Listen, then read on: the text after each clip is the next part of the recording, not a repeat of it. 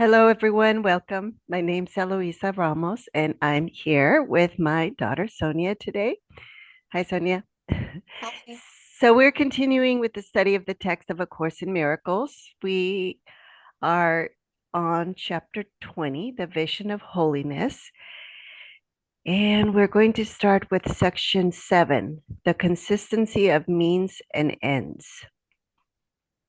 And I'll go ahead and start with the first paragraph. We have said much about discrepancies of means and end, and how these must be brought in line before your holy relationship can bring you only joy. But we have also said the means to meet the Holy Spirit's goal will come from the same source as does his purpose. Being so simple and direct, this course has nothing in it that is not consistent. The seeming inconsistencies or parts you find more difficult than others are merely indications of areas where means and ends are still discrepant. And this produces great discomfort. This need not be. This course requires almost nothing of you. It is impossible to imagine one that asks so little or could offer more. Okay. Yeah, so the course can seem like it is hard to learn. Uh, but the course really only asks a little willingness on the part of the Holy Spirit, because the Holy Spirit is really the one that is bringing the truth, um, or is the one that is in charge of helping us to remember the truth. Um, so, so this is talking about discrepancies of means and ends. So, and and I guess the point is that if the means and the ends are not in alignment, then it can seem like there's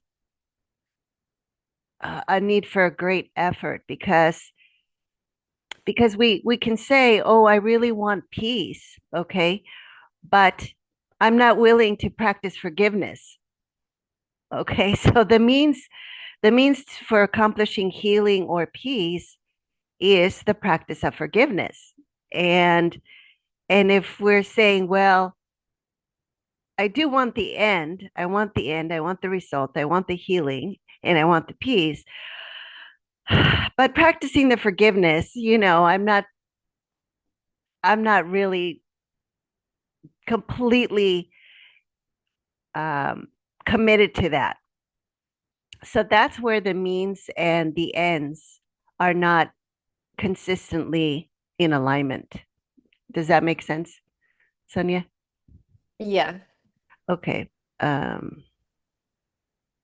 Yeah, and it says that the means to meet the Holy Spirit's goal will come from the same source as does his purpose. Okay, so the Holy Spirit's goal is to return us to heal our mind. Okay, that's the Holy Spirit's goal, and the that goal was given to the Holy Spirit.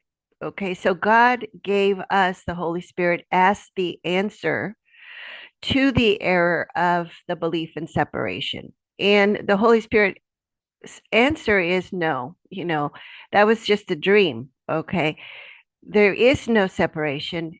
We are all one creation, one Son of God.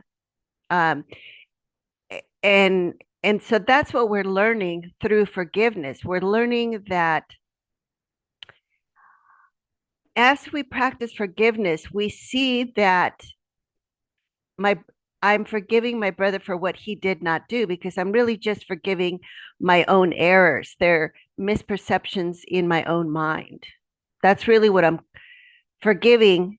And that's what the Holy Spirit is correcting. So it's the false belief of separation that is the only problem, and that is showing up in a lot of different forms.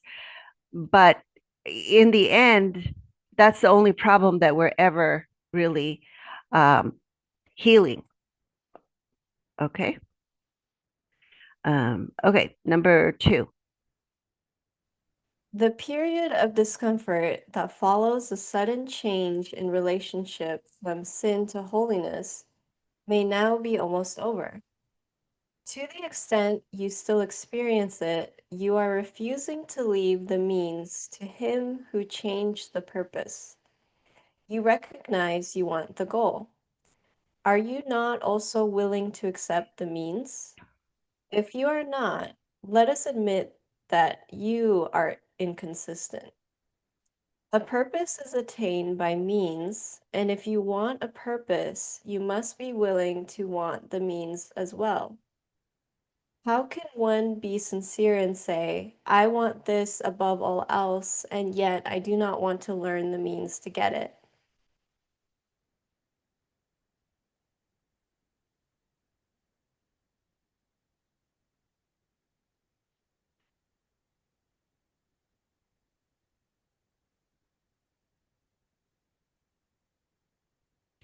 Anything, Sonia?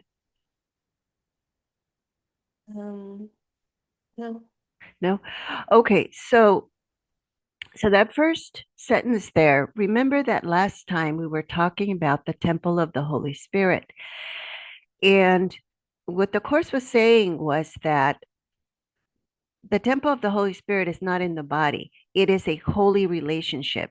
And it's fundamentally our relationship with God, which is completely holy. Okay. And so this first paragraph is referring back to that um, previous section because it's talking about the sudden change in a relationship from sin to holiness. Okay, so the purpose now for for our relationships is not sin; it's holiness. So and and with God too. So our relationship with God for many of us who grew up, I grew up Catholic, and there's a belief that our relationship with God is not completely holy because I can sin. Okay. So if I can sin, then I can attack God by what I do. So my relationship is not going to be holy. Okay. And this is saying, okay, and this is teaching us that it is not possible. Well, it's teaching us that there is no sin. Okay. That error is not sin, and that error is just a call for correction. And that's what the Holy Spirit does. It corrects what we believe because it's an error, not because it's a sin. And and so now we can look at our purpose here, quote unquote, here in time, um, which is what we believe about ourselves. The shift in purpose now is away from fear of God and that relationship where sin seems to be involved, to one of love, which is holiness. So, so this change now in purpose brings about a period of discomfort. So, the period of discomfort that follows the sudden change in a relationship from sin to holiness may now be almost over. That's what it's speaking to, because for so long we have been operating under the idea that, oh, I'm a sinner and, I have to be afraid of God because I'm going to be punished for those sins. Um, and now we're learning that that separation is not possible, and that love is eternal, so it is non-changing. So there's nothing that I can do that would ever change the love that God has for me. Um, and so in that shift in relationship, there can be a lot of confusion because we're turning our beliefs almost, upside down, because we thought they were, we thought that they were right, but they're actually wrong. So they're having to be flipped upside down now. And so to that extent, that's line two, you still experience it. Okay. So there's still um, some discomfort because you are refusing to leave the means of him to him who changed the purpose. Okay. Okay. So we don't have to be concerned with trying to achieve the the uh the realization that we are all one. Okay. We don't have to be concerned. We just turn over the error to the Holy Spirit, because the Holy Spirit is our right mind. And the Holy Spirit, turning to the Holy Spirit, is the means by which the mind learns the truth. So we don't have to do it on our own. We have the Holy Spirit now. Um, so once we recognize we want the goal, yes, I want holy relationships. I want peace. I want love. I want joy. I want happiness that is not, well, it's not of this world, because I don't want to be dependent and investing in trying to get happiness from this world, because it's not, it's, it's a temporary um, excitement. It's not really true happiness. Uh, so this is saying, are you not also then willing to accept the means? Okay. So we want to accept the Holy Spirit teachings because that is our guide to accomplishing the end. That's all it's saying. Okay. All right. Number three, to obtain the goal, the Holy Spirit indeed asks little. He asks no more to give the means as well. The means are second to the goal. And when you hesitate, it is because the purpose frightens you and not the means. Remember this, for otherwise you will make the error of believing that the means are difficult. Yet how can they be difficult if they are merely given to you? They guarantee the goal and they are perfectly in line with it. Before we look at them a little closer, remember that if you think they are impossible, your wanting of the purpose has been shaken. For if a goal is possible to reach, the means to do so must be possible as well. Okay. So for example, if I say, oh, yes, I do want peace. I don't want conflict. I'm tired of all the drama and you know, the upset and all of that. And I would rather have peace. Okay. But I find it very difficult to forgive my brother. I find it very difficult to forgive my father, my mother, whatever. Um, then that this is saying, it's not so much that we really find the forgiveness difficult, is that we are, um, let's see, it's the purpose, line four. When you hesitate, it is because the purpose frightens you and not the means. So all that says is that we're still a little afraid of accomplishing of the end, which is a holy relationship with God and with everyone, which is really the fear of love. Okay, underneath all our fears is really the fear of love. Um, okay, number four. It is impossible to see your brother as sinless and yet to look upon him as a body. Is this not perfectly consistent with the goal of holiness? For holiness is merely the result of letting the effects of sin be lifted, so what was always true is recognized.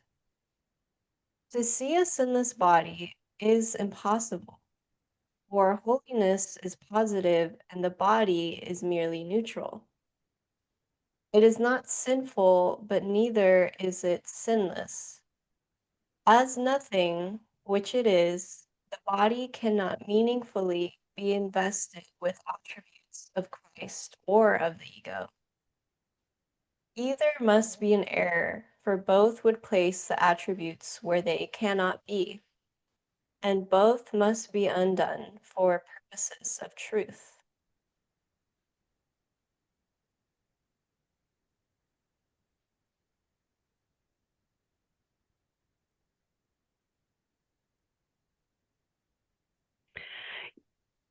Okay. So do you want to say anything about this paragraph, Sonia? Um, I mean, I have a few questions. Yeah. In line 4, to see a sinless body is impossible, for holiness is positive, and the body is merely neutral. So it's attributing positivity to holiness and the body as neutral. So the body isn't sinful or negative or positive. Does that Mhm. mean that sin would be the negative? Because I mean, I've So, never seen yes. holiness as positive in that same sentence, like in the. Yes. Okay. So the body is like a screen. Okay. The whole world, the body is part of the physical world. We tend to think the body is separate from the physical world, but it's not. It's part of the physical world, right? You see a tree, you see a body, you see an animal, you see a tiger, whatever. They're all physical. Uh, they seem to be physical, quote unquote, life forms. Okay, all right. So we see them because the mind is projecting images. Okay, so the body, the tree, the tiger, they're images of the label, you know, body, person, tree, tiger. So they're images. So it's a little bit like the physical world is really like a movie screen. Okay. It's just a screen, it's a blank screen. So when you walk into a theater and there's no projection on it, it's blank. So it's completely neutral. Once we project judgments, comparisons, and evaluations, those are the images that we have made in our mind and their beliefs, okay, about what we think is in the world and about what we think we are. And it is those beliefs that then project, and there seems to be images of things out there, including our body. Okay. So therefore, the body itself and anything else, any other physical thing, is completely neutral until we project meaning, our judgments, our past learning onto them.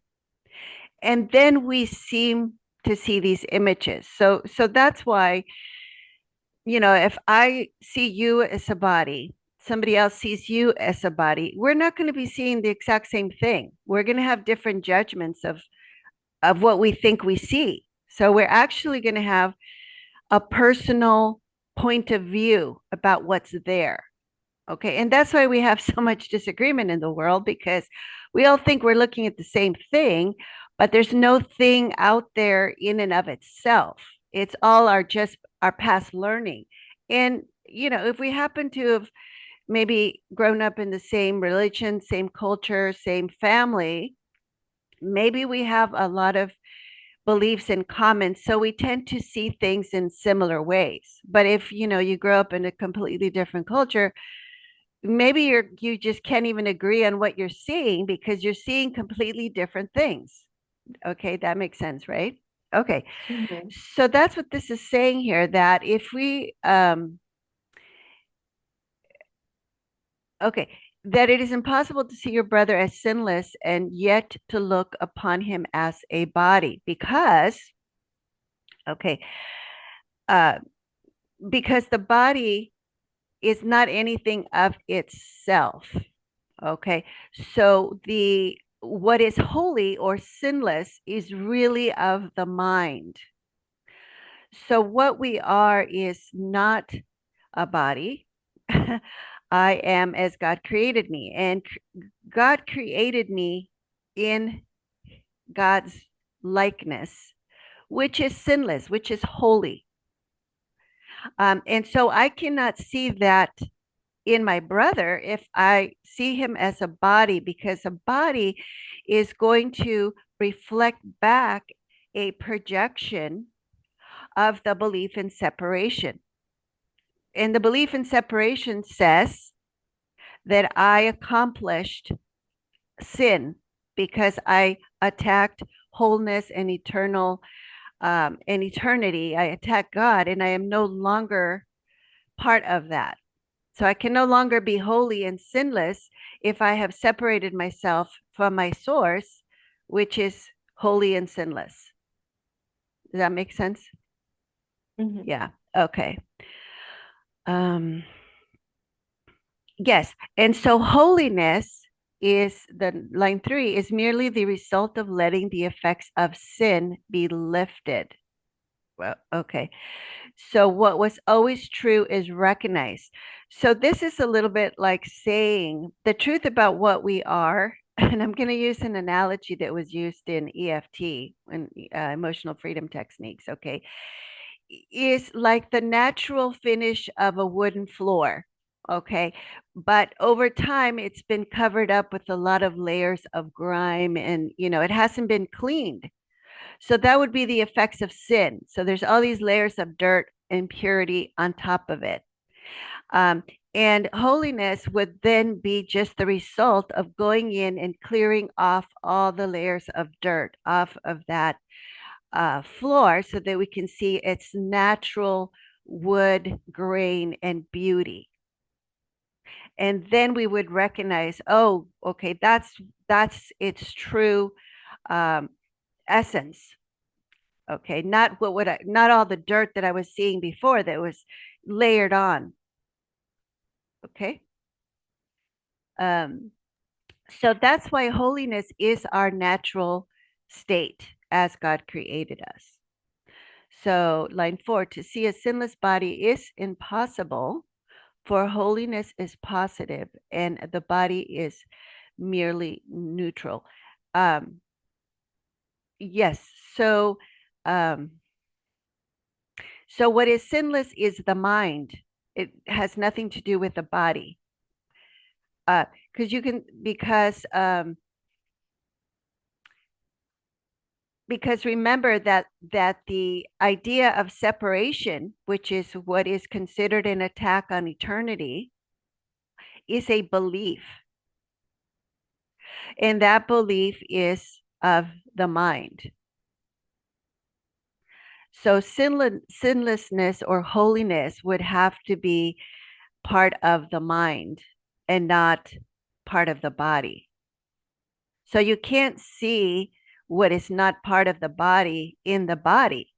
That's why you cannot see sinless. The body is sinless because the body itself represents a symbol of separation. So the only reason why we can see objects and things and they seem to be separate is because it's a projection of the belief in separation. In reality, there is no separation, not even in the physical world, right? Because Einstein said that everything was energy. So there's actually no gap. So if you have a tree and you have a tiger next to it and you have a person next to it and you think, oh, those are three different things. But if you go deeper into, their essential nature, even Einstein recognized that at the level of energy, there's no space there. In between the tree and the tiger, well, there's air and there's molecules and then there's energy there. So there's no empty space really in between any of those three things. Just like on a TV screen, you see an image of, a tree, a tiger, and a person, but in that uh, TV screen, it's all pixels. There's no separation. It's all pixels. So so you get the idea of how underneath the appearance of separation, there is no separation. Okay. Okay, number 5. Uh, my turn. Um, Is it my turn? Oh, you have a question? I I have a question. So in your example of the like the dirty floor, the wood floor, and how you Mm-hmm. just un erase the grime. Yeah. Um, so I see this a lot because I'm on social media, so I see a lot of like the new age ideas. And a lot of the times people will focus strictly like on the positive in terms of like affirmations.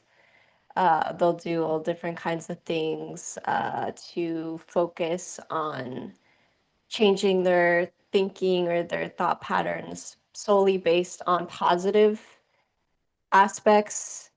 Yeah. Uh, but this is saying that, like, so my question is, instead of doing all of that, do you do all you need to do is just focus on releasing all of that dirt and negative like aspects? You don't even have to bother with those positive affirmations and daily rituals, mantras, whatever people use.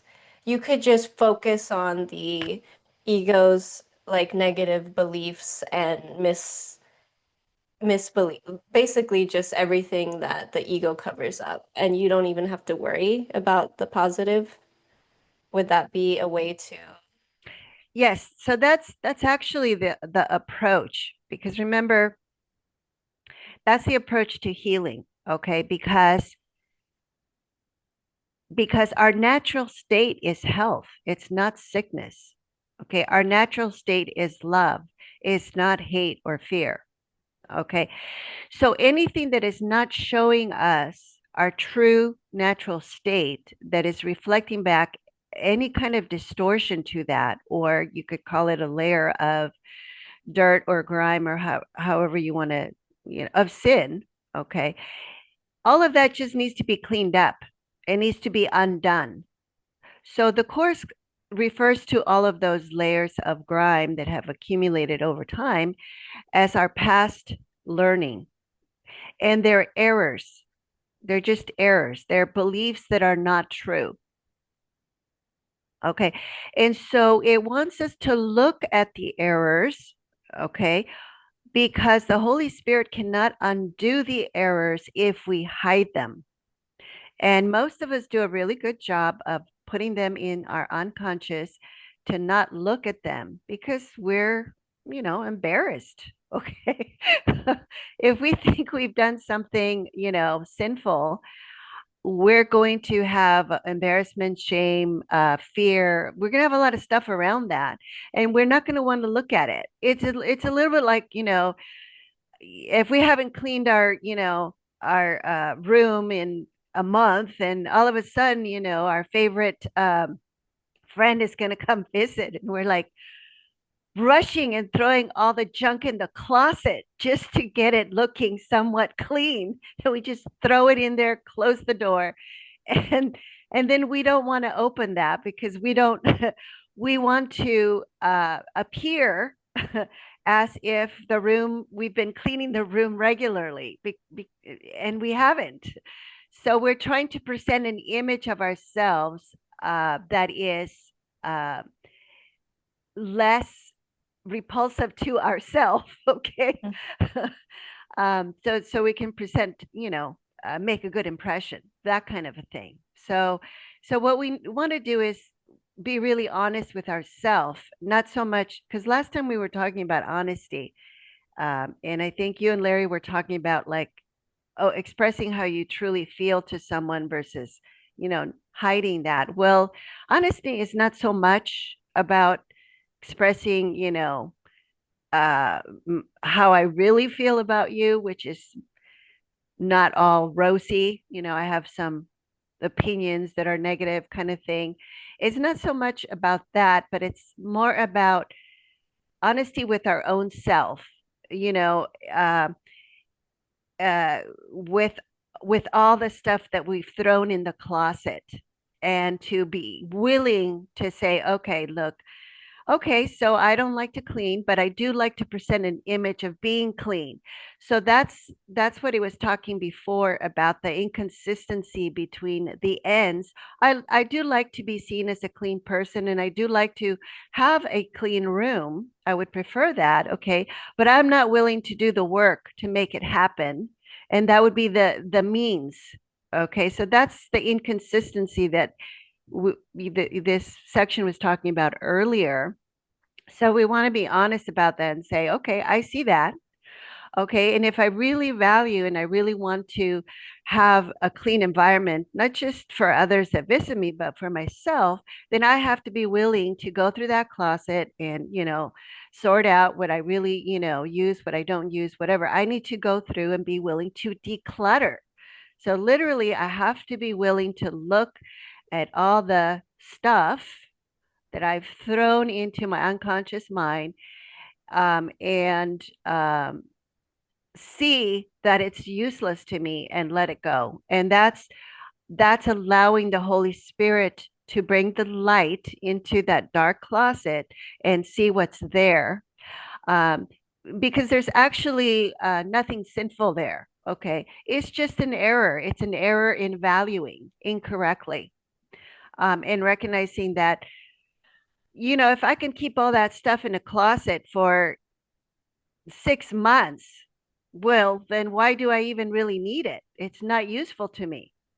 So you begin to be more honest um, with all the accumulated beliefs that we've held on to, and not questioned. And that's the whole process of healing the mind, because by decluttering, we're cleaning up all of that stuff that's blocking the natural beauty that's there. Okay. Thanks. Okay. All right. So, okay, number 5. The body is the means by which the ego tries to make the unholy relationship seem real. The unholy instant is the time of bodies, but the purpose here is sin. It cannot be attained but in illusion. And so the illusion of a brother as a body is quite in keeping with the purpose of unholiness. Because of this consistency, the means remains unquestioned while the end is cherished. Seeing adapts to wish, for sight is always secondary to desire.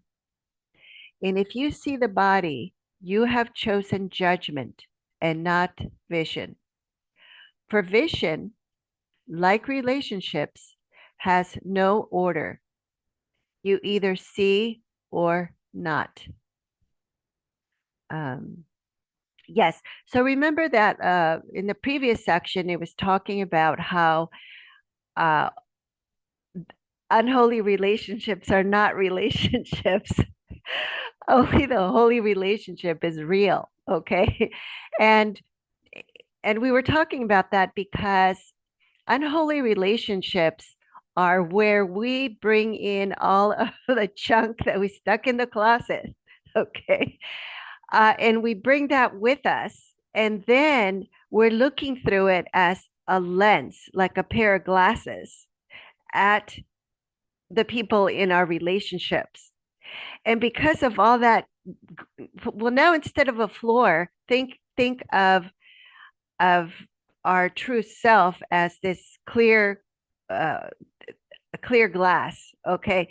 Well, if there's layers of grime on it, I'm not gonna be able to see reality. I'm not gonna, it's gonna be distorted. You know, if I have fingerprints all over my glasses, okay, the natural thing for me to do is to try to clean them, right?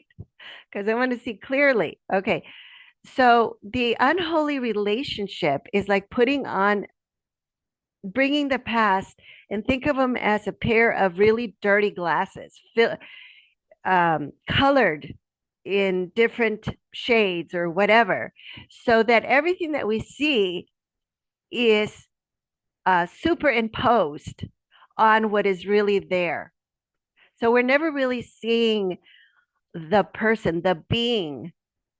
Okay, we're seeing whatever judgments and conclusions we made about, oh, well, that's, let's see, first of all, that's a male or a female. So then I have all these beliefs about the differences between males and females. Oh, okay.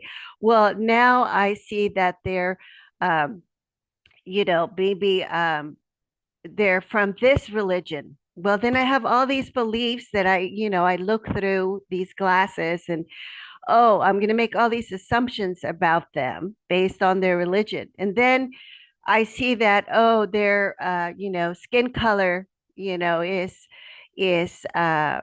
dark, or maybe they have the shape of their eyes. So I'm going to start bringing all of this past associations to attributes of their body. You see, so when I see them as a body, that body elicits all of this past unquestioned um, personal biases that I am looking through now and seeing and superimposing on this being. And that I cannot see who they are because of all of that. All of that is in the way. Okay. And that's what makes a relationship unholy. It's not really a relationship. I'm not really relating to them as they are. I'm relating to them as all the gunk that's in front of my eyes. That's what I'm relating to. And the course says that that's an ego that we make of the other person, and then we also make an ego of ourselves that's responding to that ego that we made of the other person. So the relationship is really between an ego, and it's all in our own mind. Okay, that's why it's not a relationship. Um, so 7, and if you see the body, you have chosen judgment, see, and not vision, because vision, Holy Spirit vision is a clean slate. It's like, okay, I'm not going to see through these glasses. I'm going to see through Holy Spirit vision, which sees only holiness. It sees only innocence. And it cannot see evil, and therefore there is no evil. And it's looking at a reflection of of reality as God created it. Um, because it's a reflection of the truth, which is only loving. Um, and in that vision is where we, let's see, rest in peace, in the peace of God, because there's no fear there. There's no threat. There's perfect trust and perfect, um, oh, you could even say perfect confidence, that everything works for good. And so you can walk in the world without any fear. And that's what freedom is. Um, okay. Yes. So for vision like relationships, it has no order. So there's no order of it's kind of like a dimmer switch. Okay. There's no dimmer switch. This is what it means, but why it has no order. There's no level of degree of relationships. It's either true or it's not true. So you either see it or you don't. You, yeah. You either see sinlessness or you don't, depending on whether you're seeing with Holy Spirit vision or you're seeing with the dirty glasses of the ego. Okay. Anything else there, Sonia? No. Nope. Okay. Go ahead with number 6. Who sees a brother's body has laid a judgment on him and sees him not. He does not really see him as sinful, he does not see him at all. In the darkness of sin, he is invisible. He can but be imagined in the darkness, and it is here that the illusions you hold about him are not held up to his reality. Here are illusions and reality kept separated. Here are illusions never brought to truth and always hidden from it. And here, in darkness, is your brother's reality imagined as a body in unholy relationships with other bodies, serving the cause of sin an instant before he dies.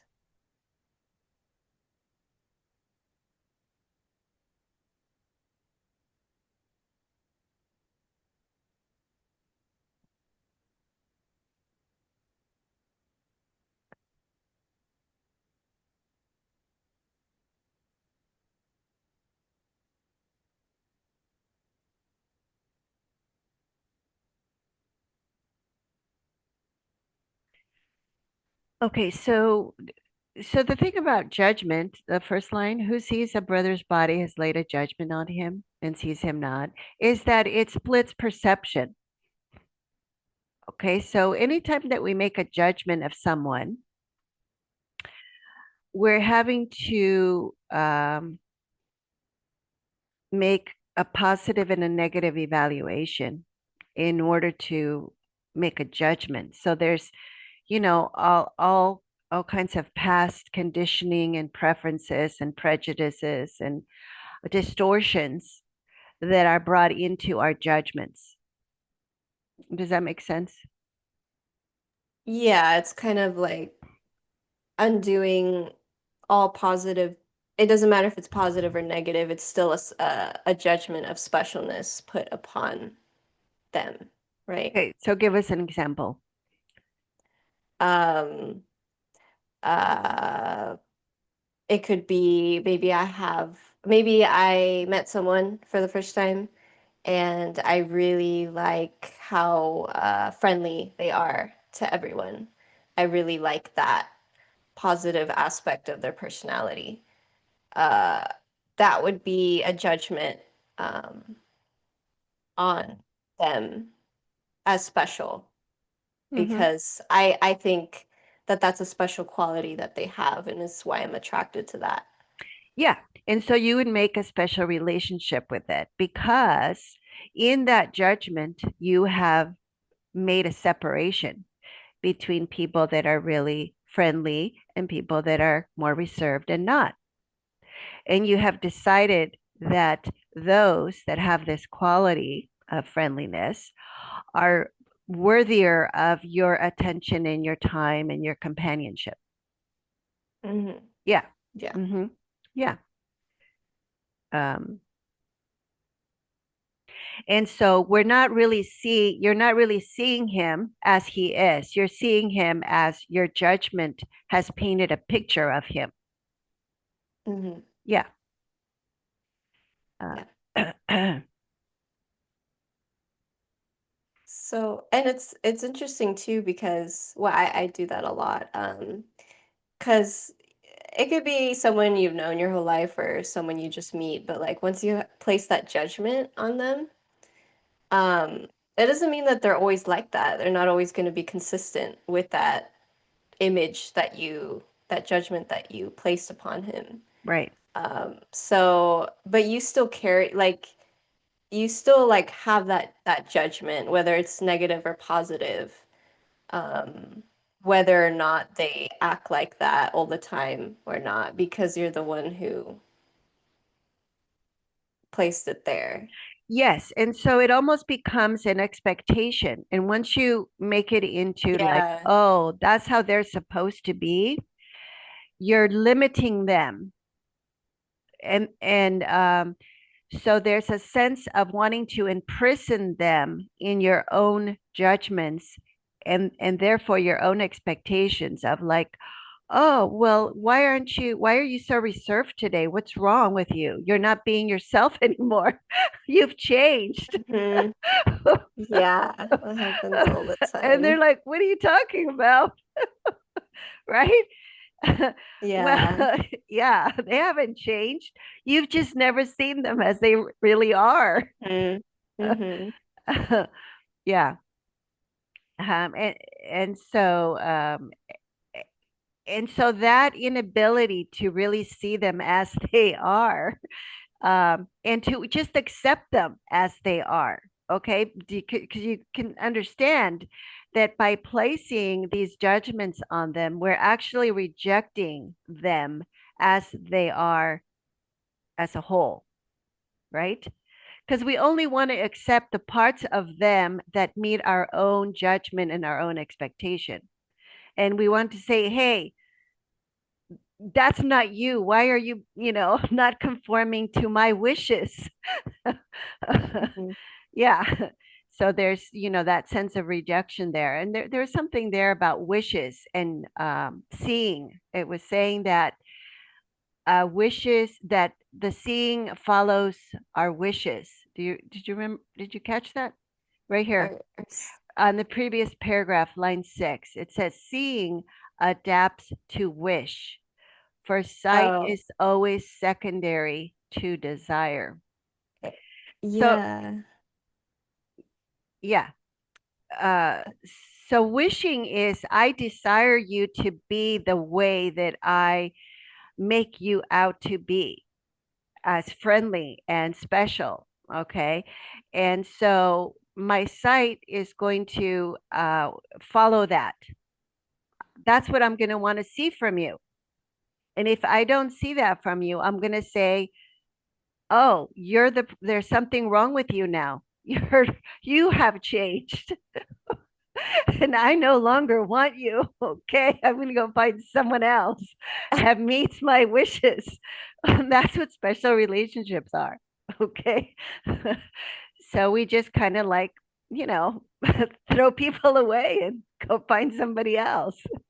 Um, but we're not really throwing anyone away. It's just that we're, uh, uh, we are, what's the word? We're trying to imprison them into being the way we want them to be. Okay. And that is not love by far. That is not love. Okay. Because love is freedom. Love is, if I love you, I'm going to want you to be completely free to be yourself as you are and not try to limit you to this particular personality or behavior or, image. Right. Yeah. Mhm. Okay. Yeah. Okay. Number 7. Um, there is indeed a difference between this vain imagining and vision. The difference lies not in them, but in their purpose. Both are but means, each one appropriate to the end for which it is employed. Neither can serve the purpose of the other. Excuse me, for each one is a choice of purpose employed on its behalf. Either is meaningless without the end for which it was intended, nor is it valued as a separate thing apart from the intention. The means seem real because the goal is valued, and judgment has no value unless the goal is sin. Okay, and sin is just another word for separation. Okay, uh, so when we judge, uh, we want to use that body to um, support the idea or the belief in sin, which is separation. Okay, and and so that would be the goal of bringing all these layers of gunk and not seeing the truth. That would be supporting the idea of sin, because sin is not real. So it would be trying to maintain a belief that is not true. So the judgment is a way for me to support my past beliefs about without challenging those beliefs and not correcting those beliefs. Um, does that make sense? So, for example, if I want to protect my belief, I'll give you an example. Okay. um, I had an English teacher in high school, and she really liked me. She liked me a lot. Okay, because I was very, I was a very good student. Okay, and I did well in all my classes. And but okay, at the time in Northern California, there were not very many Mexicans here, and um, and there was a sense from a number of people that that they were not good enough, that Mexicans were good for labor and the agriculture, but that they were basically labor or work horses, and obviously not intelligent enough, okay, to compete at the level of academics. Okay, so and I wasn't like aware of all of that, but I could sense that she had a real resistance to my being Mexican, because she said to me one time, "Oh, oh, you can't be Mexican," you know. And I'm like, well, why not? I I'm pretty sure I know where I was born. You know, doesn't that make me Mexican if I was born in Mexico? uh, so I could tell that she had this little bit of a struggle. So she, rather than correcting her belief about Mexicans, she was struggling to change me to fit into her beliefs. Okay. So that's what this is saying, is that um, that the goal to protect our beliefs that are not true, okay, that are a belief in separation, because inequality is a belief in separation. Okay, we're all created as one eternal creation of God. So whether you're born in this country or in this country, that is completely meaningless, and does not exist at the realm of knowledge, absolute truth. Okay, because there are no bodies in that realm. Okay, that's only relevant in the realm of time, where bodies seem to exist, and where there's a separation between borders and countries, and where that identity of having been born in this piece of land and not this piece of land seems to be meaningful. Okay, so um, um, so that's where the judgments come from, right? It's all this past learning of division and separation, because it has nothing to do with God. To God, there is no separation, because at the level of spirit, all is one. Um, okay, so anyway, number 8. The body cannot be looked upon except through judgment. To see the body is the sign that you lack vision and have denied the means the Holy Spirit offers you to serve his purpose. How can a holy relationship achieve its purpose through the means of sin? Judgment you taught yourself. Vision is learned from him who would undo your teaching. His vision cannot see the body because it cannot look on sin. And thus it leads you to reality. Your holy brother, sight of whom is your release, is no illusion. Attempt to see him not in darkness, for your imaginings about him will seem real there. You closed your eyes and shut him out. Such was your purpose, and while this purpose seems to have a meaning, the means for its attainment as worth will be evaluated as worth the seeing, and so you will not see.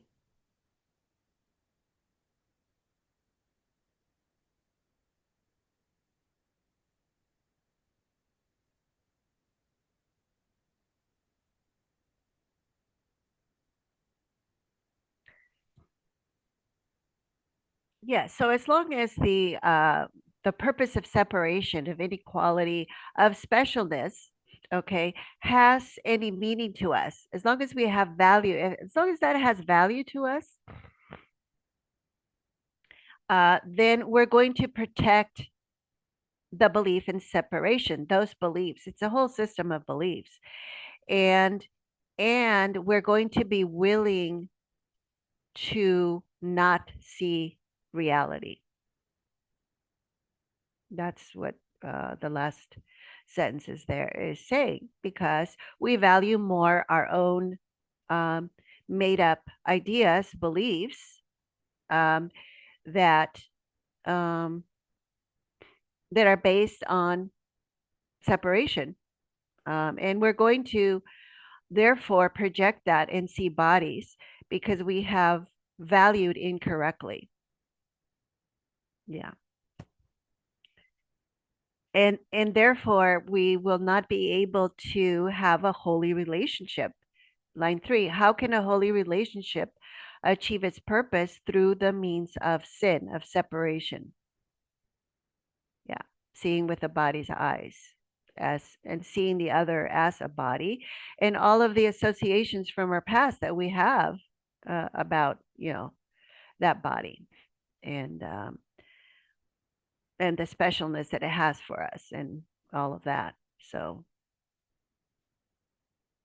yeah, so line 2, to see the body is the sign that you lack vision. So we're not seeing with the Holy Spirit when we see someone else as a body, and have denied the means the Holy Spirit offers us to serve His purpose. Yeah, okay. Number 9, your question should not be, how can I see my brother without the body? Ask only, do I really wish to see him sinless? And as you ask, forget not that his sinlessness is your escape from fear. Salvation is the Holy Spirit's goal. The means is vision. For what the seeing look upon is sinless. No one who loves can judge, and what he sees is free of condemnation. And what he sees, he did not make, for it was given him to see, as was the vision that made his seeing possible. Okay, so meaning, reality, meaning, that all comes from God and it's all loving. And once we judge, we are putting, glasses that are all grungy and not seeing clearly what is there. We're not seeing reality anymore.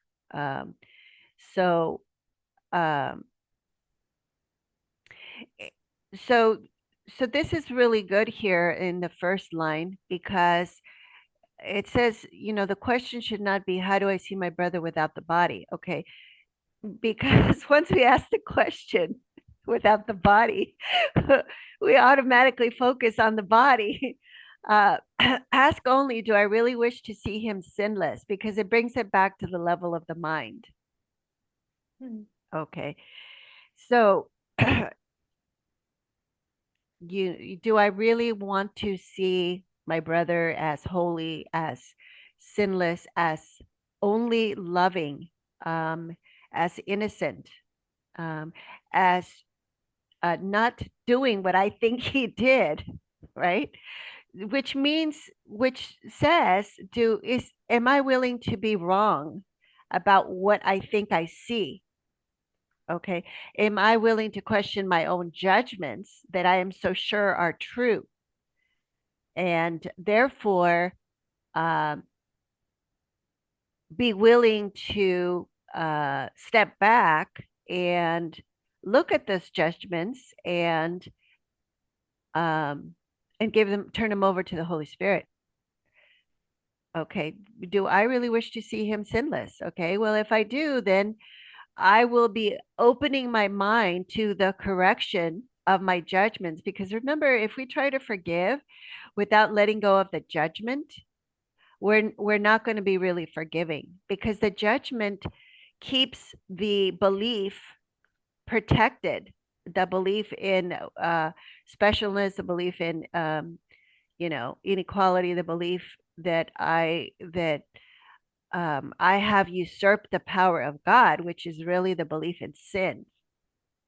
Because when I judge, I'm uh, kind of putting myself in the throne of God and saying, "Hey, I am the decision maker of what is good and what is bad. What is acceptable and unacceptable." So I'm passing judgment on creation, and it's not a creation that is mine to judge. Okay, the creation life as a creation is of God, because God is the creator. So if I take that role of judging, I am basically saying, move over, God, let me, judge what I think is God's creation. And it's not even God's creation. It's all of I'm seeing through these glasses. They're all of my wishes. It's not God's will. It's my wishes that I'm seeing.